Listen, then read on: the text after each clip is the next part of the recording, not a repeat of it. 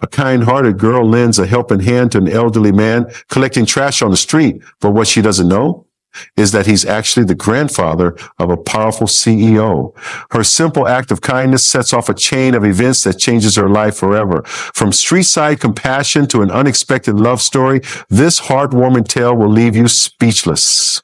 Don't miss this emotional roller coaster full of surprises, fate, and a love that started with a helping hand. Lena was walking home from her part-time job at the grocery store when she first saw him. An old man hunched over, digging through a dumpster behind the alley near her apartment. His clothes were ragged, his hands dirty, and he moved slow, like every step hurt him. She didn't think much of it at first. Trash pickers weren't rare in her neighborhood. People did what they had to do to survive. But something about him stuck with her. Maybe it was the way he muttered to himself, or how his shaky hands clutched a plastic bag like it was treasure. The next day, she saw him again. Same spot, same dumpster. This time, she stopped.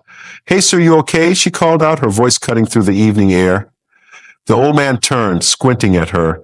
His face was wrinkled like crumpled paper, but his eyes were sharp. "What's it to you, girl?" he snapped, his tone rough. Lina shrugged. "Just asking. You look tired." "Hungry, maybe?" He glared at her, clutching his bag tighter. "I don't need your pity. Get lost." She didn't. Instead, she reached into her bag and pulled out half a sandwich she'd saved from lunch. "Here, take it or leave it." He stared at the sandwich, then at her. After a long pause, he snatched it from her hand. "Don't think this makes us friends," he grumbled, turning back to the dumpster. Lena smiled to herself and walked away. That was the start of it. Over the next few weeks, she kept seeing him. His name, she learned, was Hassan. He didn't talk much, but he stopped snapping at her after a while. She'd bring him food, sometimes a burger, sometimes just bread, and he'd take it without a word. One day she noticed another trash picker nearby, a woman even older than Hassan, struggling to lift a sack of cans. Lena didn't hesitate. She walked over, grabbed the sack, and hauled it to the cart the woman was pushing. "You don't have to do that," the woman said, her voice shaky. "I know," Lena replied, "but I want to." Soon, it wasn't just Hassan. Lena was helping others too. Old folks scavenging for scraps. People the world seemed to forget. She'd carry their bags, share her food, even sit with them sometimes. They started calling her the kind girl. Hassan, though, stayed gruff. "You're wasting your time," he'd say. "We're not your charity cases." "Then stop taking my food," she shot back once, smirking. He huffed but didn't argue. That was their thing. Sharp words, but no real venom. One evening, Lena was late getting home. She'd stayed longer at work, and the alley was dark when she got there. Hassan was alone, sitting against the wall, breathing heavy. She dropped her bag and rushed over. "Hey, what's wrong? You sick?"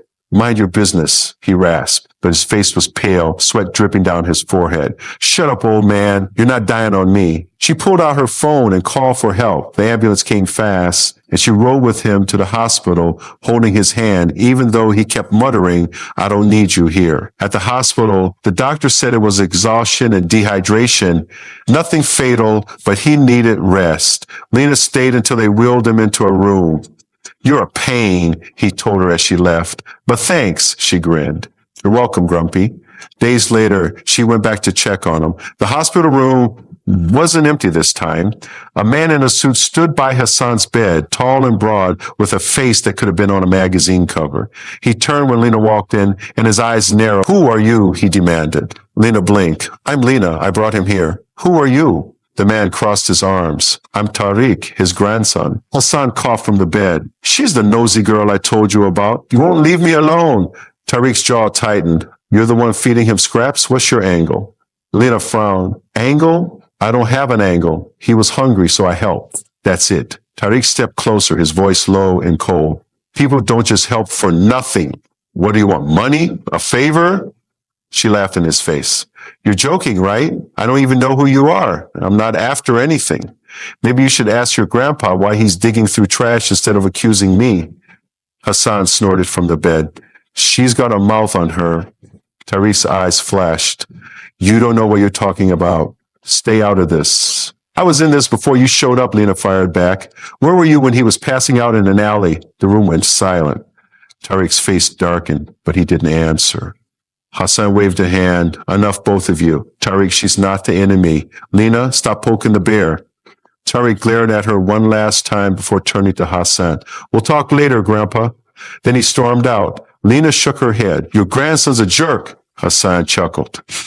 He's not wrong to be suspicious. He's got reasons. She didn't ask what he meant. She just sat with Hassan until he fell asleep.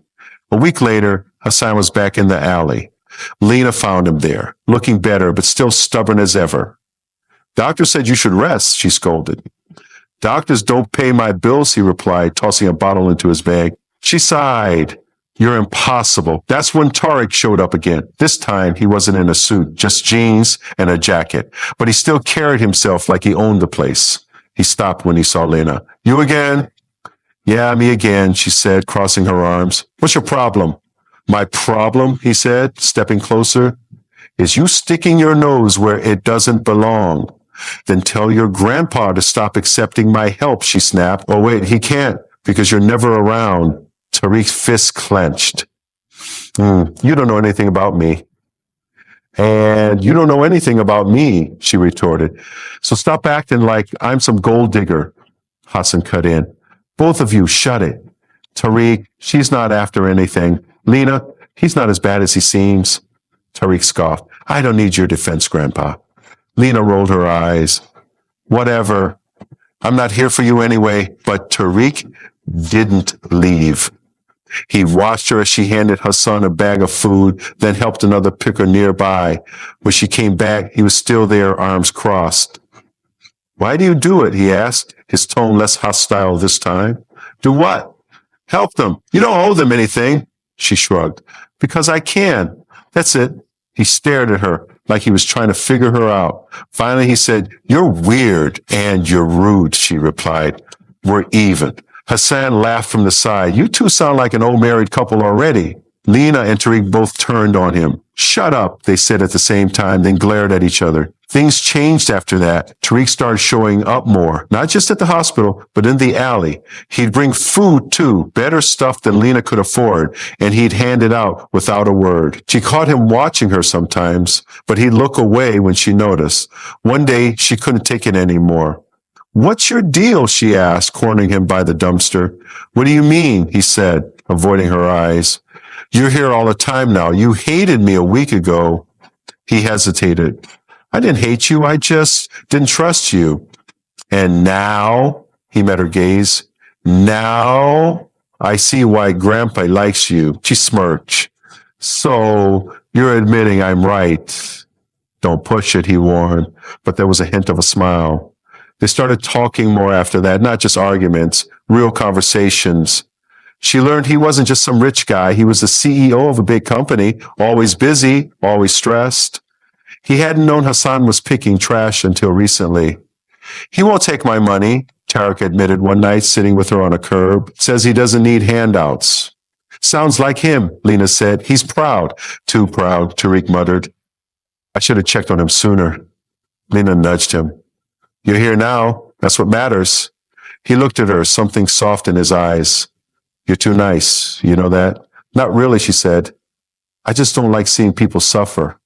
Weeks turned into months. Lena and Tariq got closer. Sometimes they'd argue. Sometimes they'd laugh. Hassan watched it all, smirking like he knew something they didn't. One day he pulled Lena aside. You like him, don't you? She flushed. What? No, he's just tolerable now. Hassan cackled. Liar. And he likes you too. Shut up, old man, she said, but her heart was racing. It wasn't long before Tariq proved Hassan right. They were alone in the alley one night, the air cool and quiet. He turned to her, his voice low. Lena, I need to tell you something. What? She asked, bracing herself. I didn't get it at first, why you do what you do, but I get it now. And I like you a lot. Her breath caught. You serious? Dead serious, he said, stepping closer. You're not like anyone I've met. She swallowed. You're not so bad yourself, he grinned, then leaned in. Their kiss was quick but electric, and when they pulled back, she laughed. Hassan's never going to let us live this down. He's the worst. Tariq agreed, but he was smiling. Hassan, of course, was thrilled. About time, he shouted when they told him. I've been waiting for you idiots to figure it out. Mind your business, Tariq shot back, but he was laughing. Things moved fast after that. Tariq started talking about the future. about her, about them. One night he took her to a fancy restaurant, the kind she'd never stepped foot in on her own. Marry me, he said over dessert, sliding a ring across the table. Lena stared at it, then at him. You're crazy. Crazy about you, he said. Say yes. She did. And when they told Hassan, he clapped Tariq on the back. Good choice, boy. She's tougher than you. Gee, thanks, Lena said, rolling her eyes. The wedding was small but loud, full of trash pickers and Tariq's fancy friends mixing together. Hassan gave a speech, half drunk on cheap wine, about how Lena saved him and brought his grandson back to him. She's family now, he said, tearing up. And you're damn lucky, Tariq. I know, Tariq said, squeezing Lena's hand. Later, as they danced, he whispered, you changed everything. You know that? She smiled. You're welcome. And that's how it happened. How a kind girl helping an old man in an alley ended up with a ring, a husband, and a family she never saw coming.